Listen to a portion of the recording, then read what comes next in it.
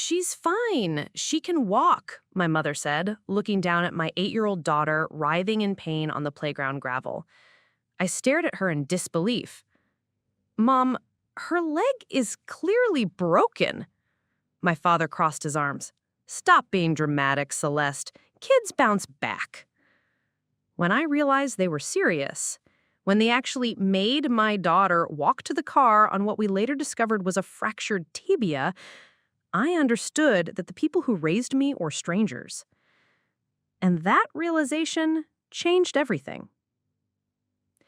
It was supposed to be one of those perfect family Saturdays that you see in commercials and secretly resent because your own life never looks that polished. The kind where 3 generations gather at the local park in Millbrook Heights, the kids run around like caffeinated squirrels, and the adults pretend they're not checking their phones every 5 minutes.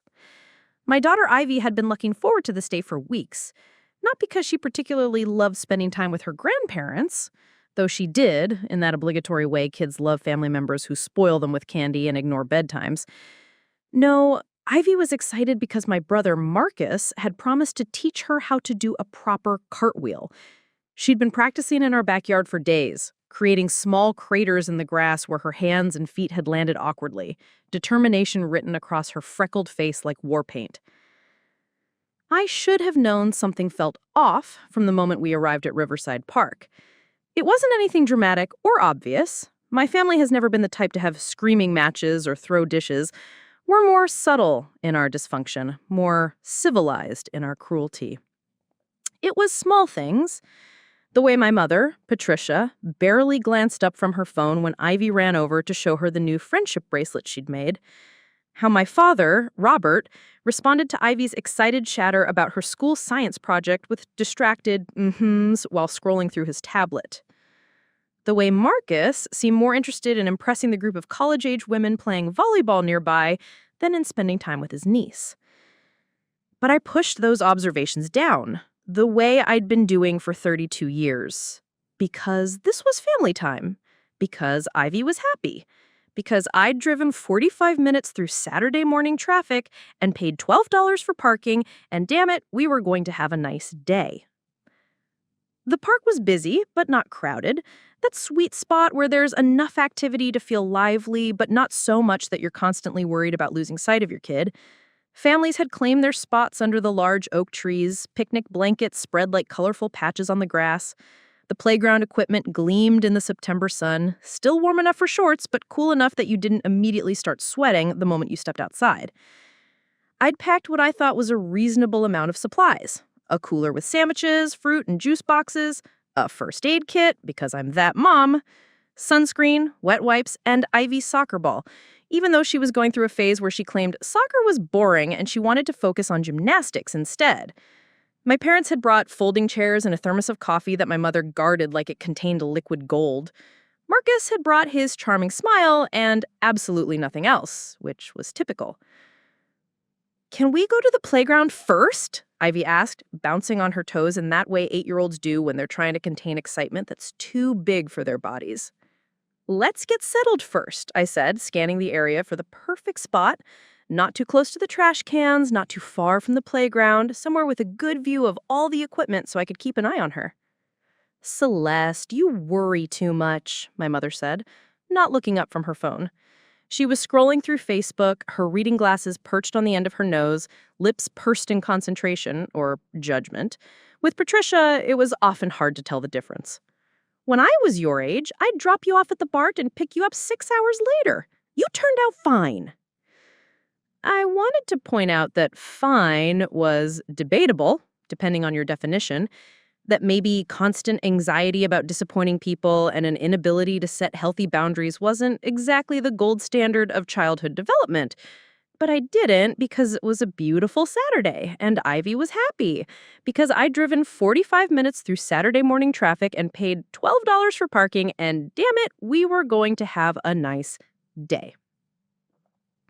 The park was busy, but not crowded.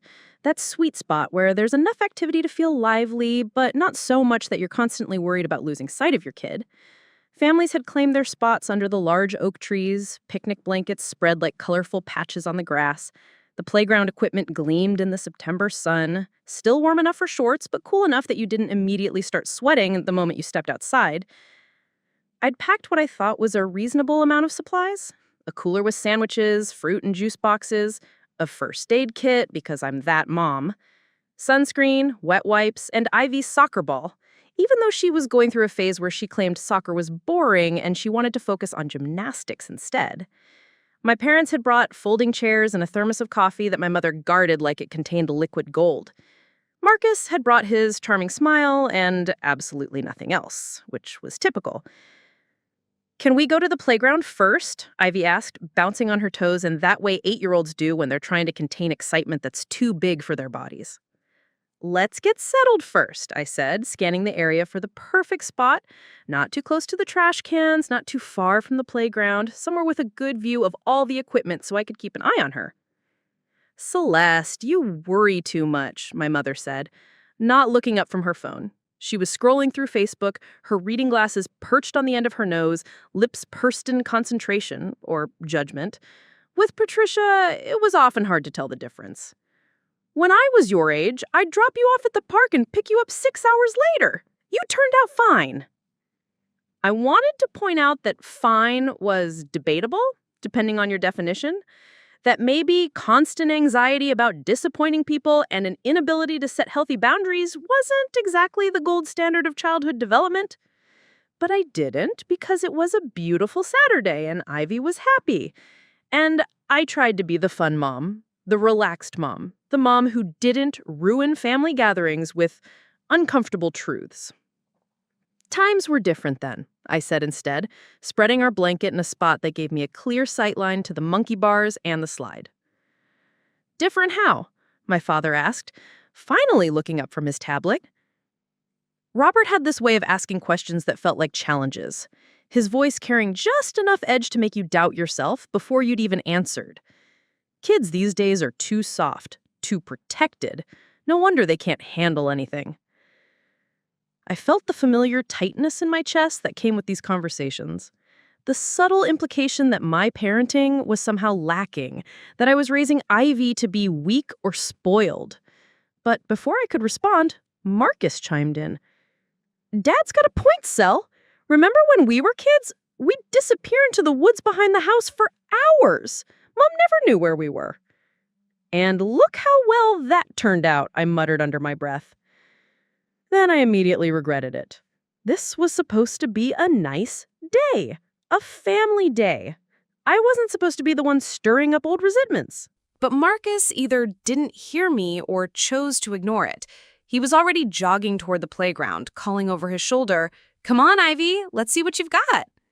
Ivy's face lit up like Christmas morning.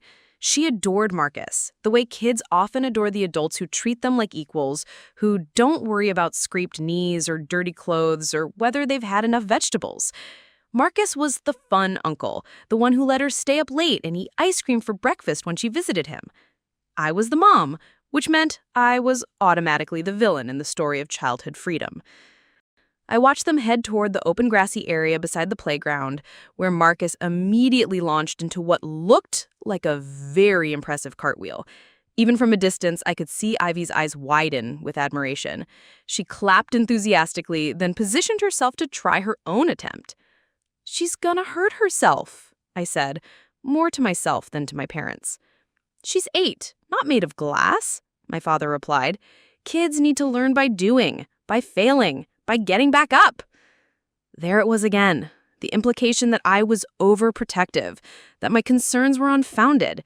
I'd heard variations of this speech my entire life, when I was afraid to climb the big tree in our backyard, when I didn't want to ride my bike without training wheels, when I cried after falling off the monkey bars. Stop being such a baby, Celeste. Life is going to hurt sometimes. Better learn how to deal with it now. I settled onto the blanket and tried to enjoy the moment. The sun was warm on my face, the breeze carried the scent of fresh-cut grass and someone's barbecue, and in the distance, I could hear Ivy's laughter mixing with the sounds of other children playing. This was nice. This was what I'd wanted. Family time, connection, memories. But I couldn't shake the feeling that I was performing rather than experiencing. going through the motions of what a perfect family Saturday should look like, while feeling fundamentally disconnected from the people around me. It was a familiar sensation, one I'd been carrying for as long as I could remember. The sense that I was always slightly out of step, always trying to fit into a rhythm that didn't quite match my natural pace. 20 minutes passed, then 30. I watched Marcus demonstrate various gymnastics moves while Ivy attempted to copy them. She was getting better. Her cartwheels were becoming more controlled, her handstands lasting a few seconds longer each time. But she was also getting tired. And when kids get tired, they get sloppy. They take risks they shouldn't take. They push beyond their limits because they don't want to disappoint the adults they're trying to impress. Maybe they should take a break, I suggested, pulling out water bottles from the cooler. Let them play, my mother said without looking up from her phone. You can't helicopter parent her entire childhood, Celeste. Helicopter parent. There it was, the label that had been applied to me since Ivy was born, maybe even before. The suggestion that my concern for my daughter's well-being was somehow excessive, somehow damaging, that wanting to keep her safe was a character flaw rather than a parental instinct. I tried to relax, tried to embrace the let kids be kids philosophy that my family seemed to subscribe to. I pulled out my own phone and scrolled through work emails, half listening to my parents discuss the neighbor's new fence and whether it was technically on their property line. The kind of conversation that feels simultaneously mundane and loaded, where every opinion carries the weight of decades of accumulated grievances. That's when I heard it. A sound that every parent knows in their bones, the way animals know when a storm is coming. Not Ivy's usual play sounds. Her laughter, her chatter, her occasional frustrated grunt when a move didn't work out the way she wanted. This was different. Sharp. Scared. Pain. I looked up from my phone to see Ivy on the ground, Marcus standing over her with his hands on his hips, and my heart immediately dropped into my stomach. She wasn't moving the way kids move when they've just taken a normal tumble. She wasn't popping back up with that resilient bounce that 8-year-olds usually have. She was curled on her side, clutching her leg, and even from 30 feet away, I could tell something was very wrong. I was on my feet before I'd consciously decided to move, the phone falling forgotten onto the blanket. My parents looked up with mild curiosity, the way you might notice a dog barking in the distance, aware of the sound but not particularly concerned about it. "Ivy!" I called as I jogged toward them, my voice already carrying the edge of panic that I tried to keep hidden most of the time. "Baby, what happened?" "She tried to do a cartwheel and landed wrong," Marcus said, his tone suggesting this was no big deal. But when I reached Ivy and knelt beside her, I could see immediately that she was not fine. Her face was pale except for 2 bright spots of color high on her cheeks, and there were tears streaming down her face. Not the dramatic tears of a disappointed child, but the involuntary tears that come with real pain. She was cradling her left leg, and when I gently touched her shin, she let out a cry that made my own bones ache in sympathy. "Sweetie, can you tell me what hurts?" I kept my voice calm, the way I'd learned to do during my brief stint as a pediatric nurse before Ivy was born. Kids pick up on adult panic like radio signals, and the last thing she needed was to feel my fear on top of her own pain. "My leg," she whispered, her voice small and shaky. "It really hurts, Mama. It hurts so bad." I ran my hands gently along her leg, checking for obvious deformities. I'm not a doctor, but I know the basics of injury assessment, and what I found made my stomach clench. There was swelling along her shin, and when I very carefully felt the bone, Ivy's sharp intake of breath told me everything I needed to know. "We need to get her to the hospital," I said, looking up at Marcus. "I think her leg might be broken." Marcus rolled his eyes. Actually rolled his eyes. "Come on, Cel, don't you think you're being a little dramatic? Kids fall all the time. She's probably just bruised."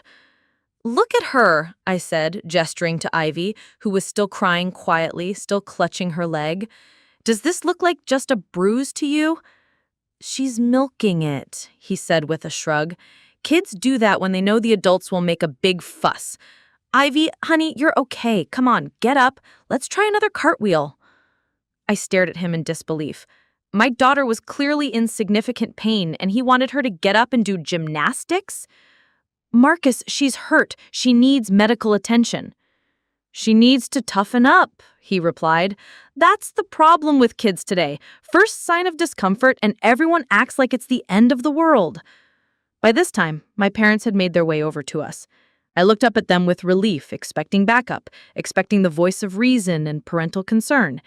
Instead, I saw my mother frowning down at Ivy with what looked like annoyance. "What's all the fuss about?" Patricia asked, her voice carrying that particular tone of exasperation she'd perfected over the years, the one that suggested that whatever was happening was both inconvenient and probably exaggerated. "Ivy fell and hurt her leg," I explained, trying to keep the desperation out of my voice. "I think it might be broken. We need to take her to the emergency room." My father knelt down beside Ivy, but instead of checking her injury or offering comfort, he spoke to her in the tone you might use with someone who was being unreasonable. "Ivy, sweetheart, you're okay. This isn't that bad. You just need to walk it off." "Dad, she can't walk on a broken leg," I said, my voice rising despite my efforts to stay calm. "It's not broken," he said, with the confidence of someone who had apparently obtained a medical degree while I wasn't looking. "Look at her. She's fine. Kids her age, their bones are flexible. They don't break easily." I wanted to explain that that's not how bones worked, that age doesn't make children immune to fractures, and that the swelling and her reaction were clear indicators that this wasn't a minor injury. But before I could form the words, my mother chimed in. "Celeste, you're making this into a bigger deal than it needs to be. Emergency rooms are for emergencies. This is not an emergency." "My daughter is in pain and can't put weight on her leg," I said, hearing my voice getting tighter, more strained. "How is that not an emergency?" "Because she's not dying," my father said matter-of-factly. "She's not bleeding, she's conscious and alert. This is the kind of thing you handle at home with ice and rest." I felt like I was in some kind of alternate reality where basic medical common sense had been suspended. You can't just ignore a potential fracture. If it is broken and she walks on it, she could cause permanent damage. "She's fine," my mother repeated, and I realized that she wasn't looking at Ivy when she said it. She was looking at me, her expression making it clear that the problem wasn't my daughter's injury, it was my reaction to it. "She can walk." And that's when the moment happened that would replay in my mind for years afterward. The moment when my family's true nature revealed itself with crystalline clarity. "Ivy," my father said, his voice taking on that authoritative tone that had terrified me as a child, "stand up. You're going to walk back to the car with us. No more of this nonsense." Ivy looked at me with wide, terrified eyes. She was 8 years old, in pain, scared, and confused by the adults around her who were telling her that her experience wasn't real, that her pain didn't matter, that she needed to just tough it out. "I can't," she whispered. "It hurts too much." "You can, and you will," my father said firmly. "We're not calling an ambulance for a little fall. We're not spending our Saturday in an emergency room because you scraped your knee." "It's not a scraped knee," I said, my voice shaking now with something that was equal parts fear and rage. "Can't you see that she's really hurt?" But they couldn't see it. Or they could see it and they simply didn't care. My mother was already walking back towards our blanket, shaking her head and muttering something about overprotective parents. Marcus was checking his phone, clearly ready to move on to more interesting activities. And my father was looking down at my injured daughter with the expectation that she would simply stand up and pretend everything was fine. "Come on, Ivy," he said, extending his hand. "Up you go." I watched in horror as my 8-year-old daughter, tears streaming down her face, attempted to pull herself to her feet to please the adults who were supposed to protect her. She made it halfway up before the pain hit her fully, and she collapsed back to the ground with a cry that I felt in my bones. That's when I realized that I was completely alone in this moment, that the people who had raised me, who claimed to love my daughter, were willing to let her suffer rather than admit that something might actually be wrong. And in that moment of terrible clarity, I understood that this wasn't really about Ivy's leg at all. This was about power, about control, about a family dynamic that I'd been trapped in my entire life, where my instincts didn't matter, my concerns were dismissed, and my role was to go along with whatever the group decided was true, regardless of what I could see with my own eyes. But this time, it wasn't just me. This time, they were hurting my child, and that changed everything. That's when I made the decision that would define the rest of our lives. I looked at my daughter, my brave, hurting 8-year-old, who was trying so hard to please adults who didn't deserve her trust, and I chose her over them. For the first time in 32 years, I chose what I knew was right over what my family expected me to do. No, I said, my voice steady, despite the rage building in my chest. Ivy, stay down. Don't try to stand up. My father's face darkened. Celeste, don't undermine. I'm not undermining anything, I interrupted, something I'd never done before.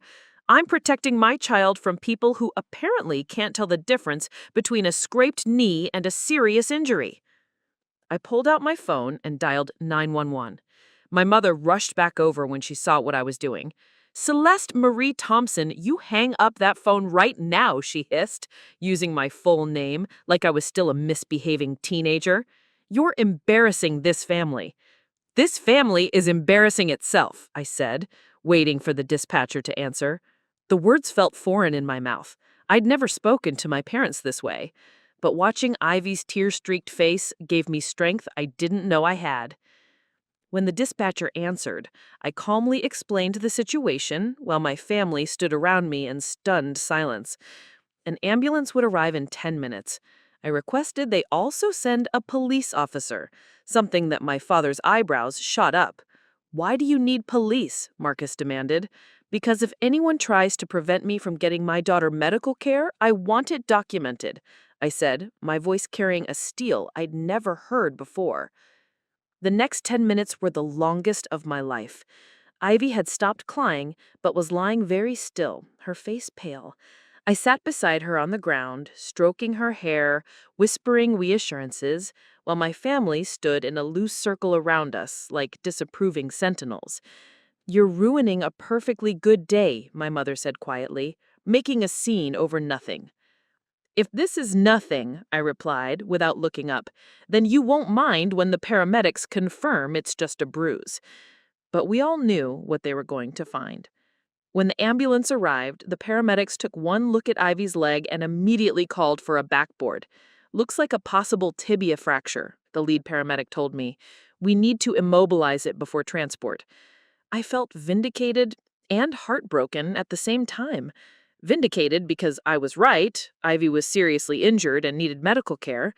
Heartbroken because my family had been willing to let her suffer rather than admit that something might actually be wrong. And I's leg was a broken tibia that required a cast and 6 weeks of careful healing. Good thing you brought her in when you did, Dr. Martinez told me, as we watched them apply Ivy's bright purple cast. Walking on this could have displaced the fracture and required surgery. I thought about my family's insistence that she walk it off and felt sick. While Ivy dozed under pain medication, I sat in the uncomfortable hospital chair and finally let myself process what had happened. This wasn't really about a broken leg. It was about a pattern that had been building my entire life. A family system where my voice didn't matter, where my instincts were wrong, where I was expected to doubt myself and defer to their judgment, even when I could see the truth right in front of me. But this time, it wasn't just me. This time, they were hurting my child. And that changed everything. My phone buzzed with texts. First from my mother. Hope you're happy. You've ruined our family day over nothing. Then from Marcus. Drama queen much? It's just a broken bone. Finally, from my father. Your overreaction today was completely inappropriate. We'll discuss this later. I turned off my phone. 3 hours later, Ivy was discharged with crutches, pain medication, and strict instructions about rest and elevation. As I helped her into my car, she looked up at me with those serious brown eyes that always made her seem older than her years. Mama, why didn't Grandma and Grandpa want to help me? It was the question I'd been dreading, the one I didn't have a good answer for. How do you explain to an 8-year-old that sometimes the people who are supposed to love and protect you are more invested in being right than in your well-being? Sometimes grown-ups make mistakes, I said carefully. Sometimes they don't understand how much something hurts. But you understood, she said. Yes, baby, I understood. Will they say sorry? I thought about the texts on my phone, about my father's promise that we'd discuss this later, about my mother's conviction that I'd ruin the day over nothing. I thought about 32 years of apologies that never came, of explanations that always became accusations, of a family dynamic that prioritized image over truth. I don't know, I told her honestly. That night, after Ivy was settled in bed with her leg elevated and her favorite stuffed animal tucked under her arm, I made 3 phone calls. First, I called my sister Emma in Portland, the one family member who'd escaped our parents' orbit early and rarely looked back. I told her what had happened, and her response was immediate and fierce. Jesus, Celeste, I'm so sorry, but I'm not surprised. Remember when I broke my wrist and they made me wait 3 days to see a doctor because they thought I was faking it? I'd forgotten about that. Or maybe I'd pushed it down, the way I'd pushed down so many uncomfortable truths about our family. Second, I called my best friend Rachel, who'd been telling me for years that my family's treatment of me wasn't normal. I'm proud of you, she said when I finished the story. You chose Ivy. You chose yourself. That took real courage. Finally, I called my family therapist, Dr. Kim, whom I'd been seeing sporadically for the past year. I left a voicemail asking for an emergency session to process what had happened and figure out how to move forward. Over the next few days, as Ivy adjusted to life with crutches and I fielded increasingly angry calls from my parents about my inappropriate behavior, the truth became crystal clear. This wasn't about one bad day at the park. This was about a fundamental incompatibility between who I was becoming and who my family needed me to be. They needed me to be the daughter who doubted herself, who deferred to their judgment, who prioritized family harmony over her own instincts. They needed me to raise Ivy the same way they'd raised me, to minimize her needs, dismiss her pain, and teach her that adult convenience mattered more than child welfare. But I couldn't do it anymore. I wouldn't do it anymore. The final conversation came a week later, when my parents showed up at my house unannounced while Ivy was at school. They'd come to set things straight, to explain why my behavior at the park had been unacceptable, to demand an apology for my overreaction. Instead, they got a boundary. You're not welcome here anymore, I told them, standing in my doorway but not inviting them in. Not until you can acknowledge that you were wrong. Not until you can apologize to Ivy for dismissing her pain. Not until you can accept that I'm her mother and my job is to protect her, even from you. They left angry. They haven't been back. 6 weeks later, Ivy's cast came off. Her leg healed perfectly, just like Dr. Martinez said it would. But more importantly, she learned something that took me 32 years to understand. That her voice matters, that her pain is real, and that the people who truly love her will believe her when she says she's hurt. Sometimes protecting your children means protecting them from the very people who raised you. Sometimes being a good mother means being a bad daughter.